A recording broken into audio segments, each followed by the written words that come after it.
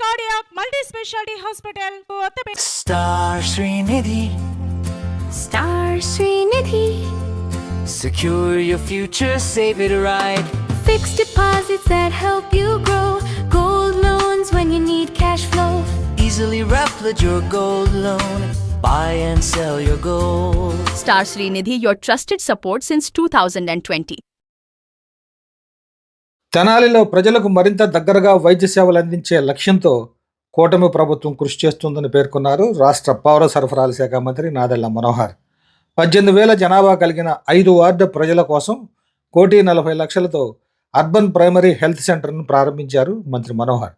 తెనాలి సుల్తానాబాద్ సమీపంలోని ఆలపాటి నగర్లో ఈ ప్రాథమిక ఆరోగ్య కేంద్రాన్ని కేంద్ర రాష్ట్ర ప్రభుత్వ నిధులతో ఏర్పాటు చేశారు. ప్రజలకు ప్రాథమిక చికిత్స వెంటనే అందే విధంగా ఈ కేంద్రం ఉపయోగపడుతుందని మంత్రి చెప్పారు.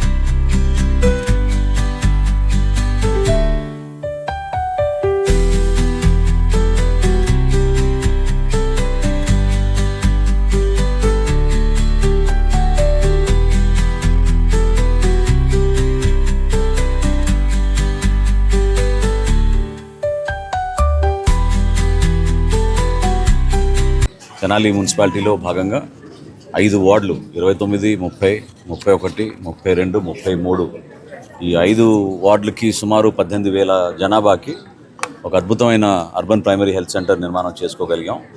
సుమారు 1,40,00,000 రూపాయలతోటి నిర్మాణం చేసిన ఈ యూపీహెచ్సి సెంటర్లో ఒక మెడికల్ ఆఫీసరు, దాదాపు 15 మంది సిబ్బంది, వీళ్ళందరినీ కూడా ఈ ప్రాంతంలో మనకి మెరుగైన వైద్య సేవలు అందించడానికి, అదేవిధంగా ఒక ప్రైమరీ హెల్త్ కేర్ అంటే మనకి డిస్ట్రిక్ట్ హాస్పిటల్ దగ్గరలోనే ఉంది, దానికి పెద్ద ఇబ్బంది ఉండదు.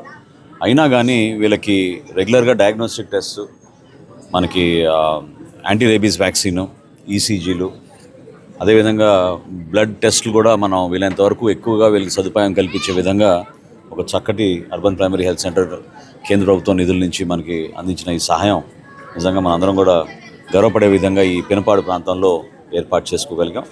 రాబోయే రోజుల్లో ఇప్పుడే నేను డాక్టర్ గారు అడిగాను, ఇంకా మనం బేసిక్ ప్రైమరీ స్క్రీనింగ్లోనే డయాగ్నోస్టిక్ టెస్ట్ ఇంకా పెంచడానికి మనం ఏమైనా చేయగలిగితే తప్పకుండా ఎక్కువగా మనకి గైనకాలజిస్ట్, తర్వాత పీడియాట్రిషియన్లు, ఇంకా చిన్నపిల్లలు కూడా మనకు ఎక్కువ సమస్యలు వస్తూ ఉన్నాయి ఈ ప్రాంతంలో. సో అటువంటి సమస్య రాకుండా చూసుకునే అవకాశం కన్సల్టింగ్ డాక్టర్లు ఎవరైతే వస్తుంటారో వారానికి ఒక రోజు వాళ్ళు స్పెషలిస్టులు, ప్రత్యేకంగా గైనకాలజిస్టులుగా, అదేవిధంగా పీడియాట్రిక్స్లో ఈ 2 విభాగాలకి సంబంధించిన డాక్టర్లని ఎక్కువగా మనం పోస్ట్ చేసుకునేటట్టు ప్రయత్నం చేద్దాం.